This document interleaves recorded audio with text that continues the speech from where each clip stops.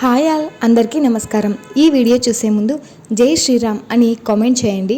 పౌర్ణమి రోజున ఇలాంటి చిన్న చిన్న చిట్కాలు పాటిస్తే శ్రీ మహాలక్ష్మి అనుగ్రహంతో ఆర్థిక ఇబ్బందులు తొలగిపోతాయి అని ఆధ్యాత్మిక పండితులు అంటున్నారు. చేతి నిండా డబ్బు సంపాదించినా పొదుపు చేయలేక బాధపడేవారు ఈ ఆధ్యాత్మిక చిట్కాలను పౌర్ణమి రోజున పాటిస్తే గనక సరిపోతుంది.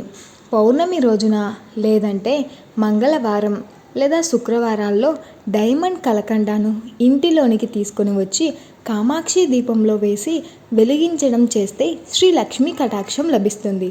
అలాగే బుధవారం రోజున, గురువారాల్లో పౌర్ణమి రోజున కుబేరుడిని సుత్తించి పూజిస్తే ఆదాయం ఇంట చేరుతుంది. ఊరగాయలు అంటే కుబేరుడికి ప్రీతి, అందువల్ల ఇంట్లో ఊరగాయలను నిల్వ చేసుకోవడం చాలా మంచిది.